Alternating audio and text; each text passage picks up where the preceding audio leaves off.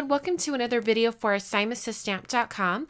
I'm starting out with this cardstock from Basil. This is Rock Candy Cardstock, that's the color name, and I'm scoring it at 4 1/4 to make a standard size card. The finished card is 4 1/4 by 5 1/2 tall, and I'm also using this stamp and embossing folder set from Sizzix. This is the stripes and frame set, and I'm going to be first stamping the background stamp in versamark ink, and I'm going to be embossing. So I'm coating the front of the card with the EK6S powder tool. That will prevent any embossing powder sticking to areas where I don't want it. Then I inked up the background stamp and press the front of the card straight down onto the background stamp. This is the easiest way that I found to use these large cling background stamps, is to not even mount it, but just put it straight onto your work surface with the stamp design facing up. Ink up the background and then press your cardstock onto the background stamp. That's what I've noticed gives me the best impression.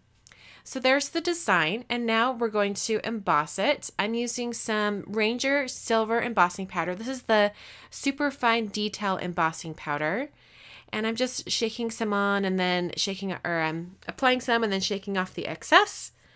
And then I used my heat tool to heat set, and you'll see that as I heat it up that the color changes because it goes from that dull gray powder to a really shiny metallic. It's a really pretty effect, and I love using silver embossing powder on holiday cards. I think it's just so classy, and it's the perfect addition to any type of card. It makes a really simple design look even that much better.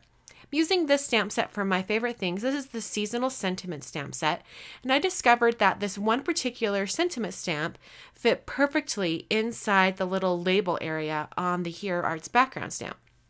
So that's where I'm going to be stamping it. I just put some powder tool on top just to prevent any stray embossing powder once again, and then coated the stamp with a versamark and stamped that right in the center of that label area. Fits perfectly.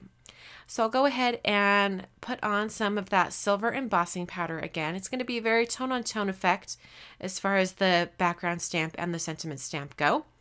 So tap to the back of the cardstock to shake off any excess, and then heat set that with a heat tool again. And you'll see how detailed this gets. It's really, really cool. I love this silver embossing powder from Ranger because it is a super fine detail powder, so you can use it on sentiments like this where you've got those little tiny areas and it'll look great.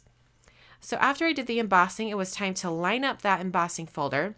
So we've got some heat embossing and some dry embossing on this card.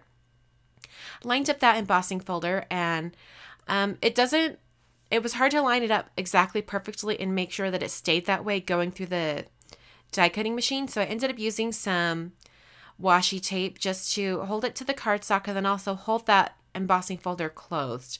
As long as it was closed, the paper inside wasn't sliding around.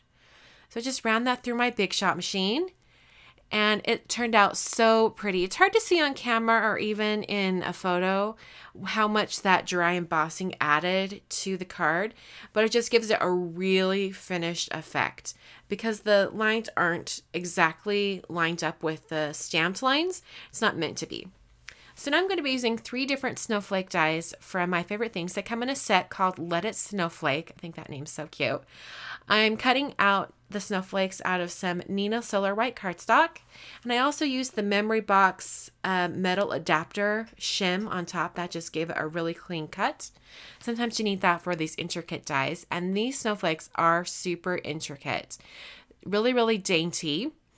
And I'm just getting them placed on the card where I think I want them. And then I'm going to be using some Tombow Mono Multi-Glue to adhere the snowflakes down to the front of the card. If you have sort of a wider Xyron machine or even a glue pen, something like that, you could definitely use that as well. But since I had this Tombow Mono Multi-Glue, I just used that. After I had the snowflakes adhered, I took the We Are Memory Keepers corner chomper, and I just used the 1/4 inch rounder to round all 4 corners on the card just to soften those sharp corners. And then I took some Ranger Stickles glitter glue in Stardust. This is one of my favorite glitters, and I applied that all over the front of the snowflakes. I took my time going around. I wanted to make sure it wasn't going to go over the edge and get onto the card base because it would show. So I just took my time going around all of those snowflakes. And that finished the card. So super easy card today. Very minimal steps involved, but a lot of bang for your buck. You've got that silver embossing and lots of glitter and also dry embossing. So I hope you guys enjoyed, and I will catch you guys next time. Thanks for watching.